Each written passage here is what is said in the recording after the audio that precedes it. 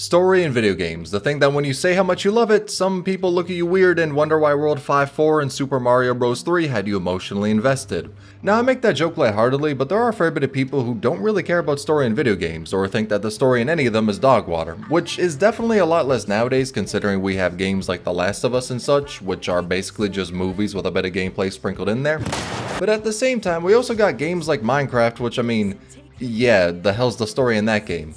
Which, I wrote this question a bit ago, but turns out there's enough of that shit to make a live action movie that looks like a Silent Hill game, cause goddamn that is visually atrocious. But aside from that, with games being so varied to where some have a world map and timeline of events spanning years back, or others that have spent multiple games building to an overarching narrative and world, whilst we still have some that are simply dive, commit freedom, genocide, go back, you're now using Nerf guns, this begs the question of, does having a good story in games actually matter? Is it important to have? Does it make the game better, or is it needed for a game? Or can most games just simply throw away the story and focus on gameplay?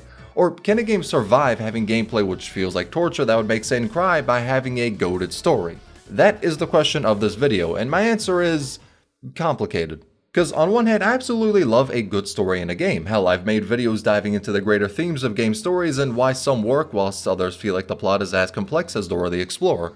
So with that being the case, generally yes, I do have a bias for a good story in a game. That is what I love the most after all. I mean shit, 3 of my top 5 favorite games are visual novels, with number 1 being half of one. But at the same time, with me loving story, I'm gonna admit something that is maybe a bit blasphemous. So I have played Bloodborne, Elden Ring, Sekiro, and Dark Souls 3. I tried Dark Souls 2, but after I realized it played like an underwater level from Zelda, I decided I wasn't gonna deal with that shit. But Dark Souls 3 in particular, I have played for probably about 1,000 hours. The game's basically comfort food to me. But I do not know shit about the story. Same goes with Elden Ring, Bloodborne, and Sekiro. In fact, I have barely played those games with audio. Whenever I did playthrough, I'd always have a podcast or something on the side. So whenever people said how hype a particular boss's theme was, I was always like, yeah, that shit was nice to hear on youtube.com. So the greater plot, world building, story themes, I don't know any of them. The most I can maybe remember is a few Vadi videos I've seen, and this is in spite of the fact that I've played Dark Souls 3 for so long. And this is why I want to talk about the story of games I've really enjoyed and how that has built the overall experience of it, and then talk about why for some games, I just don't care about the plot at all. Which brings me to Arknights, also known as Arknights. It's a gacha game that has been around for 4 years and I think has some of, if not the best world building I have ever seen. Which I know is a bold statement to make, but I find it rather easy to when we come to the realization of the fact that the game's story is more than 1,000,000 words long. So I mean, at that point, shit, I'd hope something concrete could come out of the story. But what we have from it now is a timeline of events. Like legitimately, the wiki is out here categorizing shit as before Common Era and Common Era. You could take a history class for this shit, and hell, you could take a geography one too.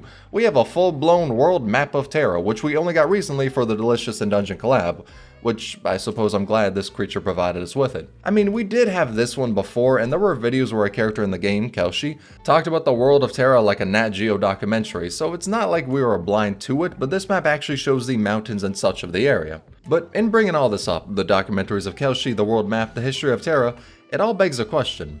Why? What's the point of doing all this? I mean, largely the gameplay of Arknights can be divided from its story. End of the day, it's a tower defense. Whether the stages consist of you fighting on a boat, violating all known automobile laws with a car, or duking it out with sheep, the story doesn't need to hold that much importance here. At least not to the point of breaking down how a resort such as this can thrive in a war-torn nation with 3 powers vying for control of it. Or how this is actually a secret underground civilization of the Durans with a fake sky giving it light and a deeply suspicious pink fox operating within the area. And we don't need to...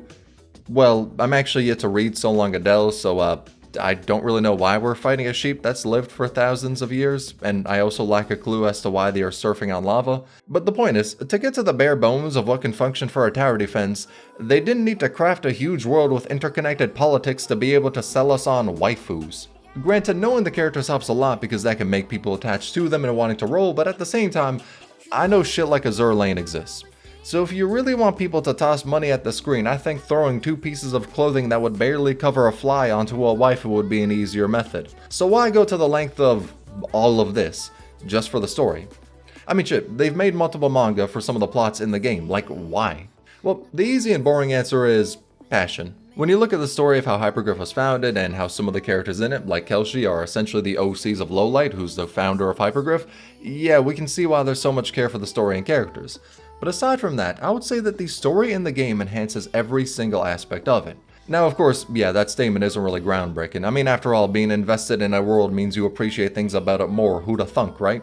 But take, for example, the Patriot fight.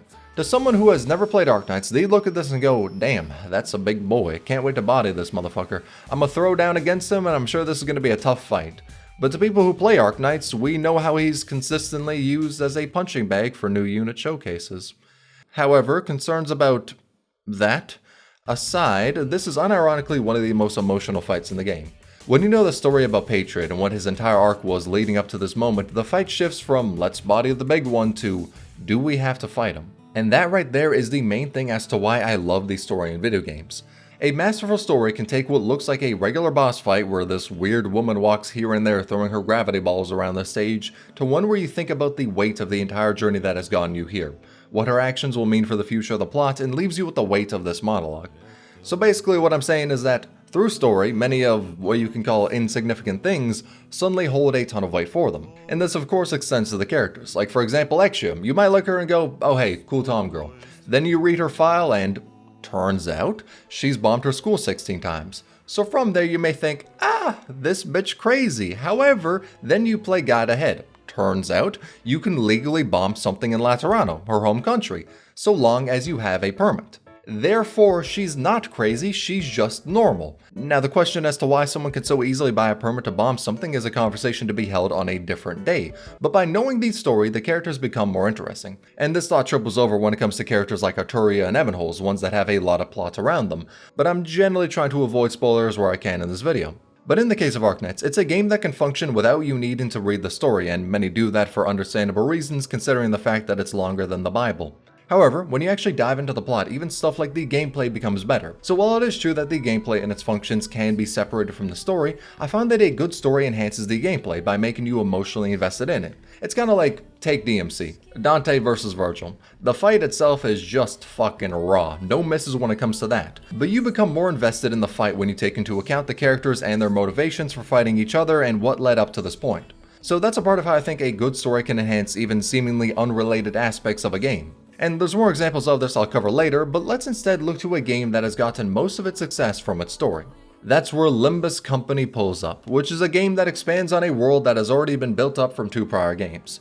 And the story is the main focus of it, which it does really damn well. Honestly, the plot is one of the best I've seen from a video game, and it has reason to be that way because if the plot wasn't good, most of the player base wouldn't be playing the game. Because here's the thing, the gameplay is... To put it simply, enter into a battle, press P on your keyboard, then press enter. You've now won the battle. That strat would honestly cover you for 70% of the battles in the game. And if there's a tough one, you could really get away with just matching what is a dominating clash. If not, you might have to read a sentence here or there to figure out the gimmick. And if a fight is really difficult, don't worry, it's gonna be nerfed 2 hours after the update. Or some new character might get released that is so broken to where you can do what I did and solo the final boss of the most recent chapter, without thinking at all and without even knowing the kit of that character. And in the case of Refraction Railway, they've honestly never really been difficult outside of a few fights. Most of the challenge comes from doing it quickly, and even then, it's only for a cosmetic reward. Yeah, honestly, I won't hold you. There's a lot of shit I could talk about when it comes to the gameplay. In truth, I've spent most of my time going through the game just throwing units that are high on a tier list into my squad and balling with them. Team Synergy is a mythical concept to my gameplay. I call this strategy of mine the bullshit blitzkrieg. Now, that's not to say the game doesn't have depth in its mechanics, because dear lord, some may say it has too much of that shit. New characters are straight up releasing with an instruction manual from IKEA when it comes to their kits. But it's just that the gameplay itself usually has little reason for that depth due to lack of difficulty. It's like going through the process of making an F1 car, getting the most complex engine, putting nitrous on it, injecting it with steroids. Or something like that. I don't know, I've never really watched racing. But you spend time doing all this just to utilize this car in a race against toddlers who are pedaling with their plastic Tonka cars like fucking Fred Flintstone. So it's like, yeah, I mean, you'll win, but at the same time, a brisk walk would have achieved the same outcome.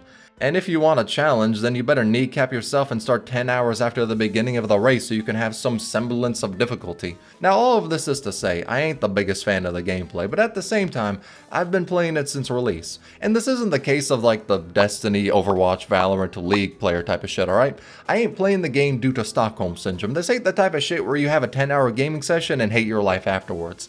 It's more so that I put up with the gameplay because the story is so damn good. Now, the exact specifics as to why I've already covered in the past. some may say a little too much, but a bit ago I made a poll with the question, would you still play Limbus if the story was ass? Now, in response to that question, only 11% of players said yes. And it was basically a tie between no and people saying they play it less. So from there, this begs a question. Does the gameplay actually matter? I mean, if it looks like most people wouldn't care to play it without the story, then well, why don't we regulate the game to just a visual novel? Or why don't players just stop playing the game and watch YouTube videos where people play through the story? And the thing with that is, doing that hurts the story.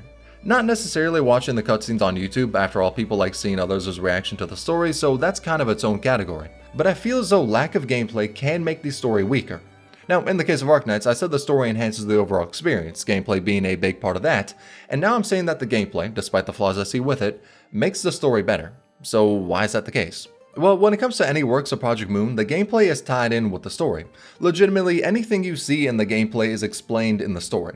I mean, take Lobotomy Corporation. This art style? Well, it's actually a cognition filter. That's why it looks that way. Your execution bullets? Limbus said it's canonical to pop clerks with them. This shit you're pulling out of abnormalities? Well, it's furthering Homeboy's drug addiction. Most things are explained in the story, even the goddamn gotcha of Limbus is. But that's not really important to why I think the gameplay enhances the story. As the reason I believe it does is simply, you get to do this shit. It's not that you're watching this shit unfold as you sit back with your popcorn, you're actively partaking in the action. Now that's not to say Dante is a self-insert because, well, this shit isn't how a self-insert works, but it is to say that, take Canto 3 for example. Over the course of it, you see Cromer and her actions, the deplorable shit she's done, and then you go into the dungeon. With your interactions in the dungeon, you see how Sinclair is slowly losing his temper and wanting to fight N-Corp, which is the group that killed his... well, I mean, his town, his family, his hopes and dreams. I mean, if he had a dog, yeah, they probably threw his ass 3 feet under too. I mean, the point is, they were kind of dicks to him. And in the dungeon, you get marks to show his determination, which is nice and all, but what makes it rewarding is that when you fight Cromer, he's actually buffed in the fight. You've spent this entire canto seeing his rage slowly build up, and now you could actually use that against the person who took everything from him. It feels vindicating. Unless you're one of the maniacs that simp for damn Dr. Stonehair, 50 fucking limbs, goddamn Juji Ito crotch having ass over there, then yeah, maybe this segment was more sad if anything. But it's an example as to how I think the gameplay can enhance the story. As from the gameplay, you got to see Sinclair's mental state slowly progress. Instead of the game just throwing it in your face saying what's happening, you actually slowly see the development. Another example would be, spoilers for Canto 4, skip like 10 seconds ahead if you're worried about spoilers, but in Canto 4, you can't have Isong defend himself against Dongrang's attacks until he finally gains the resolve to fight back. Through gameplay, it has shown the little changes in how the characters are acting. And this is put on a pedestal for Canto 6 with Heathcliff's mental state being literally slapped on him as a status effect. And honestly shit, same for Canto 5 as well. But these little things make you experience what is happening in the story as opposed to just saying it. And a huge example of this is in Library of Verona, when a character used ego for the first time. You see the cutscene forward and go like, oh, hey, that looks pretty neat, yo, good drip. Then you actually need to fight the motherfucker. And from there, you witness the background you've gotten used to seeing evaporate. Then you hear the drums of liberation beating in the background. It suddenly changes from, that's them hoes' problem, to, oh, fuck, I have to deal with this shit. And that feeling is expanded further when Zhao pops her ego. Deadass pulls up saying, 오늘 도시에 별 하나가 질 테니. And I mean, that's a raw-ass line, but then you come to the realization that, bitch, you're a star of the city and she's referring to you. Now that shit becomes scary, and sure enough, domain expansion plus Millisong in the background, yep, motherfucker, you're cooked. And that feeling of needing to deal with what's happening in a story is what I really like, and it plays into games as a medium themselves. As that is their greatest strength, making you do actions in the story or deal with the consequences. It's like, imagine you're playing a game and in the story you step into a trap, so you're surrounded by enemies. From there, you then need to fight out of the trap. You feel involved in the mistake that was made. Whilst for something like a movie, if that happens, you could just go, well, we're 30 minutes into this runtime, so hopefully the fight choreography will look cool, cause I already know this shit about to be an ass whooping. It also makes shit like revenge plots so much more interesting. Think about Final Fantasy VII. You see Sephiroth fucking down air penetrate Aerith, then Fortnite dance in her no grave having ass body. And then as the player you think, damn, I cannot wait to kick this bitch's ass. There's more investment there than just watching everything happen. And a game that I think illustrated this really well was Punishing Grey Raven. Now this will have spoilers for Surviving Lusum and PGR, so skip to here if you don't want to be spoiled. It's largely considered to be one of, if not the best chapter in PGR, but it also takes a minute to get to it considering it's chapter 17 of the game, so Yeah, maybe the spoilers can make you interested in PGR, because we all know that unless God himself descends down upon the earth and demands it, Kurogame is never going to advertise this game. So the context is, this game has a punching virus which turns machines into zombies. Don't question it too much. Now the main group was held up in a church as the machines were closing in on them. It was a dire situation and it's highly likely that they were all going to die there. And that's when one character, Liv, gets clearance to use a new frame. It's a frame because she's a robot. Don't question it. Now that frame is capable of getting rid of the punching virus, but the only problem is it puts strain on the user. Now generally if the commandant, who's the player character, was there, they'd be able to help the strain of the punishing virus, but they were currently unconscious, which meant that using this new frame, even though it has the power to save everyone, would almost certainly result in her dying or being corrupted by the punishing virus. So with the price in mind that using it means certain death, she returns to the commandant to say her one-sided goodbye, and when the calibration is fully done, she descends to the church. On the way there, she calls her friend and says she'll be there in an hour, but Lucia knows it's too late, that she's gonna die before Liv can save them. So before that, she asks Liv to sing to her. She lies, saying it's to help give her a countdown to when Liv will arrive, as Lucia just wanted to be comforted by a friend before she died. And so you struggle against the enemies with her singing in the back, your abilities slowly fading away as you get bombarded by enemies. Then, after time passes, Liv arrives. She goes around the battlefield, curing the allies which have succumbed to the virus. And what's interesting about this is the frame, Imperia, was the first one the community called Gen 2, which was named as such because of the time stop they had on their ults, but also because these frames are much more... the scientific term is honestly just raw as hell. Their animations are much more grand in scale than how it was prior with the frames just doing the simple slice and dice stuff. I mean shit, yo, Imperia literally has a domain expansion. And since this was more or less the beginning of frames starting to look cracked, it fits well into the lore of this frame being a tremendous force that can save everyone. They used the more complex frames that the game was making and had the lore show why they're like that, and put the player in a spectacle of a fight to introduce it. It used the story importance to reflect just how raw it is in gameplay, and then in turn the gameplay of it made that part of the story where you've spent hours so far watching people die or your team get pushed to the brink to finally have a moment where you can fight back. Finally having the power to do something. And I think stuff like this could have only been done in a video game. Making you actually use such a strong frame gives a different feeling of fighting back that watching a movie wouldn't really be able to perfectly emulate. Like movies or other forms of media can definitely do that, but I find being able to play a segment like this is a much more hype experience than just watching it or reading it. And then of course, a story segment like this can make the frame more interesting, the characters, the world building, and everything else that this chapter has built up. Which is why I believe that games having a good story helps every aspect of it. By being invested in a good story, so many other aspects of a game can be enhanced. Like, oh, you think this song in a game is amazing? Well, what if your memories of it are tied to a really beautiful moment or character? You think this character is cool because they're really strong in gameplay? Well, what if you saw an entire patch dedicated to the story, then there's more to like about them? Oh, you think this area looks cool? Well, I'm sure you'll like it more after hearing the interesting history about it and the one who used to rule over it. But with saying all this, how story can enhance other aspects of a game, the question is asked, does a game need a good story? If it can enhance so much, is it necessary to have? And are games without a good story immediately asked? Well, honestly, despite the benefits a good story can have for a game, I wouldn't say it's needed at all. I mean, think about it. Tetris is one of the most popular games out there. That bitch ain't got a story. And if it did, for whatever reason, I find it hard to imagine it would be good or something people would be interested in. Then we got games like Terraria, which have some general story, but most players don't care too much about it and are simply just there for jumping bosses like their characters out of JJK, like, let's be honest. So what would be the key difference? Why does something like Project Zomboid work without having a story, whilst it's apparent how other games can benefit from a good story? Well, I think the answer is different for everyone, but for me, when it comes to those games, I've just never thought about a story in them, or thought that I wanted one. Like for Tetris, I'm just there for the gameplay. I mean, that's what it's all built around. Ditto with Terraria as well. I think the key difference is mainly, those games were never built with it in mind. A story never mattered for them, so players didn't really go in expecting one. And that's kind of why I've never cared about the story in most Soulsborne games. Because while I can acknowledge how good it is from the praise I've heard, and I'm 1,000,000% sure that knowing the lore would make my experience of playing those games better for the reasons I've said earlier, I just didn't approach the games looking for a story. Like, I got Dark Souls 3 because the builds seemed fun and the bosses look cool. From there, I've just bought all the other games because FromSoft has a damn near perfect track record with their releases. So to me, that's a big difference in why some games I give a shit about the story and others I don't. It all comes down to, was the game meant to have a story? Because I've seen some games that were not meant to have a story, then one was thrown in and yeah, it never panned out that well. I'd say that having no story is better for a game than having a half-baked one thrown in just to mark it off a checklist, as I find games as a medium can tell much more engaging stories than many other forms of media, but at the same time, it's not integral for a game to be good. After all, I'd still say most people who play games don't really care too much about the story in them. However, when care is given to a story, then you can make a masterpiece, and tell something that you'd only be able to get across in a game from what it provides as a medium. Which is where I want to talk about Persona 3, my favorite game of all time. It is a perfect example of a story told well through the medium of a video game. And when it comes to spoilers, don't worry, I'll give a disclaimer before any. But in Persona 3, it has a self-insert as a main character. And with self-inserts, there's always a general problem that they don't have an actual character, as you the player are meant to project one onto them, but let's be honest, there's only so many tools you could really give for the self-insert to have a personality, opposed to just being written with one. But Persona 3 treated the self-insert differently.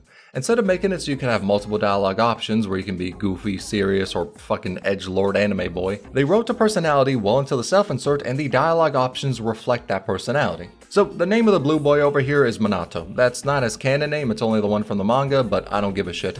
Now at the beginning of the story, Minato was apathetic to everything. In fact, when you see him walk to the dorms for the first time, suddenly the world is shifted into a hue of green. Electronics all stop working, and in place of normal people who are standing around, only bloody coffins remain.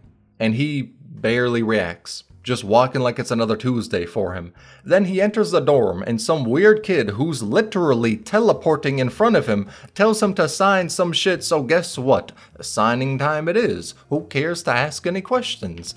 Then someone almost pulls a gun on him, and the best he can care to ask is, hey, why do you got that thing? So you can see how much this man just really doesn't care. And that's where it writes itself in a way to where I think being a game makes a story as good as it is. Now, generally in the Persona games, they're all about the protagonist's journey, and across this journey they meet new people, go to new places, and follow a goddamn GameFAQs guide, cause fuck doing this shit on your own. But as the story progresses, the dialogue choices for the protagonist change a bit. As I said in the beginning, it's just who cares, whatever, etc, etc, but the later you go into the story, you can see the dialogue become lighthearted. You can actually start to make jokes that are not just fucking deadpan, and you even start to see more reactions from the main character, like the anime tropes of sweat dripping down their face or scribbles above their head, you get the deal. But earlier in the story, that was never shown. The main character didn't show enough emotions to have that stuff happen. The only reason we see it here is because the story is subtly showing us that as the game progresses, the protagonist is starting to enjoy life more. They're starting to care about those around them as opposed to just saying, who cares, every 5 minutes. They're becoming less apathetic. And now I'll be going into gigantic spoilers, so skip to here if you do not want to be spoiled. Like, legitimately, I'll be talking about most things in the game, so gigantic spoilers. But it gets revealed to the cast that on January 31st, the world is gonna end. Everyone will die. Now, the particulars of why, that'd take too long to say, so we're moving on. Though the overall dread was that Nyx, who was the one who was going to end the world, was said to be unkillable. Now, we always hear this shit in games of like, oh, this one is so fucking strong, terrifying, etc, etc. So as players, we've grown really desensitized to hearing that this next boss is going to be the toughest challenge we've ever faced. However, the difference here is that this information is given to the cast and they have a month to decide on a choice. The choice being to have their memories of the world's destruction taken away from them so they can die in peace, or to keep their memories of what's about to happen and spend every day until then paralyzed in fear, knowing they will die, as it's impossible to defeat Nyx and save the world. And over the course of the month, for them to decide their answer, you see the characters start to break down. They start fighting, show fear and hesitation over their choice, and wonder if it was all worth it. Which, when you've spent hours seeing these idiots goof around, suddenly watching them try to study while having the looming threat of literally death hanging over them, that hits. But the characters all have moments where they decide they don't want to give up, remove their memories and die not knowing anything. They decide to fight, which then leads to the end of the month where the protagonist, the person who was apathetic to the entire world and showed little to no care about it, is the one to decide to struggle against death to save it. So you steel your resolve and decide to keep your memories. This is where the moment of triumph happens, where earlier we saw people crying about not being able to do anything, but now we've pulled up. We're badasses. We're gonna whoop the ass of literally fucking death to save everything. Then you go to the shrine for a little event, and this is what's playing in the background. You're at a scene that, under normal circumstances, you'd be fucking around and goofing off. but now some really hard-hitting music is playing in the background. You see NPCs having fun, but that only serves to strengthen the difference in perspective. If people unaware of what will happen could have fun, and the protagonists, who just said they'll be able to save the world, have this underlying solemnness and fear to them, did you actually make the right choice? Can you actually save anything? And then you visit the locations in the game, which you've gone to by now over 100 times. Like Polonia Mall, you know the upbeat music that's going to be playing, the people running around it, the decorations for Christmas, until you step into it. The music is heavy and you see trash littering the ground, alongside posters for a cult which wants the world to end. They want to die and be freed from life. The fun area you're used to is now reduced to this. In fact, except for the school and dorm, every location is. And when I saw that for the first time in a game, I thought, can we actually win this? Or are we just gonna die? It took the locations you're used to traveling around and twisted them into something different. Then you constantly hear people saying that the end of the world might not be so bad. After all, if you can be freed of all hardships, then isn't that a good thing? Now the uneasiness from this carries into the final day, where you stand against Nyx. And in the battle, the protagonist sacrifices their life to steal away Nyx, thus saving the world. And that's where the message of the game shines through. Persona 3's message is to value your life, find meaning in it, and to not waste it away. Which is why we see the protagonist change from someone who didn't care about what was happening around him and rather minimally talk to others, to someone who found a reason to live, and use that as strength to save the world. So at the end, when his consciousness is fading away, just barely held together by the promise they made to meet up on graduation day, it makes you think, what was the reason he changed? Why was this apathetic person able to do all of this? And then you think back to your journey, what you've done for the entire game, and across it, you spent so much time growing bonds, the social links. And that's the answer. One can find meaning in their life and reason to live by those they're able to connect with, their friends and their loved ones. Which, whilst yes, it is a cheesy answer for the meaning of life, the fact that it was built and showcased from you building all the social links in the game and seeing how, when furthering those, the once apathetic protagonist has started joking around, I really think this couldn't have been as effectively done if it wasn't a video game. And so, when it comes to the question of do games need a good story, the answer is largely no. If gameplay is what's advertised as the main feature, then that's fine for a lot of people. However, when care is given to a story, there's stuff only the medium of a game could really accomplish, where you interact with it and build off of that. From there, you can make amazing stories that will enhance every other aspect of the game. And the result is, for a lot of people, making some of the best fiction they've seen. I mean shit, the examples I pulled up in this video are only a drop in the bucket. I'm sure many of y'all could think of other games that have had an amazing story, where some really hype shit happened or left you with a moment you won't forget. Or in the case of some live service games, have expansions that are so dog shit in story to where you want to quit until you remember back to that one expansion that was actually pretty good and you continue playing for hundreds of hours. Yes, I used to be a Destiny player, how did you know? The trauma still holds me to this day. Now, if you would excuse me, I'm off to go play episode August. Next video in like 2 months from now or something, I don't know, I'ma be addicted.